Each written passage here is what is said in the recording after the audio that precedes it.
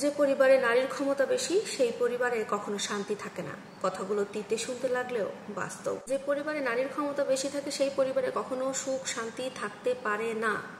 যেই পরিবারে নারীর সিদ্ধান্তের উপরে ডিপেন্ড করে তার সন্তান, তার স্বামী, পরিবারের সবাইকে চলতে হয়, সেই পরিবারের স্বামী, সেই পরিবারের সন্তান কখনো মানসিকভাবে সুখে শান্তিতে থাকতে পারে না। কোনো কোনো পরিবারেতে এই সমস্ত কারণে সন্তানেরা একেবারে কোণঠাসা হয়ে পড়ে থাকে। আবার খেয়াল করে দেখবেন, অধিকাংশ সংসার ভাঙার পেছনে কিন্তু কোনো না কোনো নারীর একটা ভূমিকা থেকেই যায়। যেখানে একটা পরিবারে নারীর খবরদারি বেশি থাকে, সেখানে কোনো পুরুষের কোনো মূল্য থাকে না।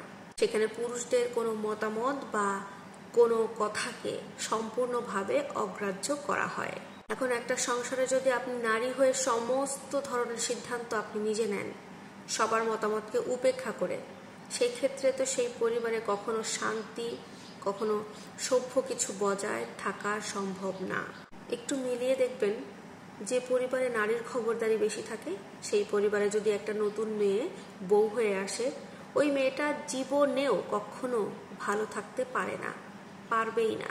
যে পরিবারে একটা নারী ভালো মন্দ খারাপ কোনো দিক বিবেচনা না করে যদি শুধুমাত্র তার রাগটাকে, তার জেদটাকে বেশি প্রাধান্য দেয়, আর যাই হোক, সেই সংসারে কখনো ভালো কিছু আশা করা যায় না। যে পরিবারে পুরুষের সিদ্ধান্ত বা কোনো মতামতকে কোনো তোয়াক্কাই করা হয় না, সেই পরিবারে একজন নারী আরেকজন নারীর শত্রু হয়ে দাঁড়ায়। আর ঠিক এই একটা কারণে এই যুগে এসে বিবাহিত জীবন শুরু করার আগে অবশ্যই সবাই একটু সতর্ক হতে হবে, সতর্ক থাকবে। বিশেষ করে মেয়ের পরিবারকে উদ্দেশ্য করে বলছি, যেই পরিবারে বাবার থেকে মায়ের খবরদারি সব থেকে বেশি, এক কথায় নারীর খবরদারি বেশি, সেই পরিবারে ভুলেও কখনো মেয়েকে বিয়ে দেবেন না।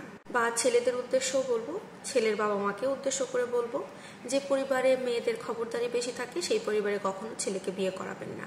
এক পর্যায়ে গিয়ে দেখা যাবে ছেলের বউয়ের সংসারে মা নাক ঢুকিয়ে দিচ্ছে, মাতব্বরি করছে, মায়ের বিভিন্ন সিদ্ধান্ত মেয়ের উপরে চাপিয়ে দিচ্ছে। তখন মেয়ে মায়ের কথা শুনে তার স্বামীর সাথে বিভিন্ন ধরনের আচরণ করছে, বিভিন্ন সিদ্ধান্ত প্রয়োগ করার চেষ্টা করছে।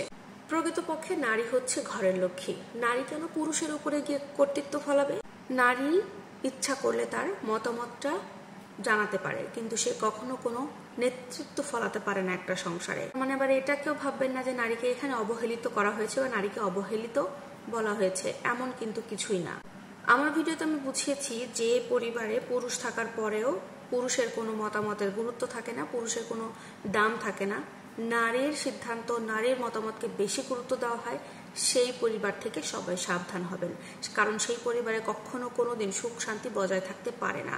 আমার ভিডিওর কোনো কথা যদি আপনাদের নেগেটিভ মনে হয় তাহলে অবশ্যই ক্ষমা দৃষ্টিতে দেখবেন। আমি কিন্তু কাউকে উদ্দেশ্য করে কোনো কথা বলিনি, জাস্ট একটা অপিনিয়ন আপনাদের সাথে শেয়ার করেছি। আশা করবো ভিডিওটি ভালোই লাগবে। আর যদি ভালো লাগে লাইক কমেন্ট শেয়ার করতে একদমই ভুলবেন না। আল্লাহ হাফেজ।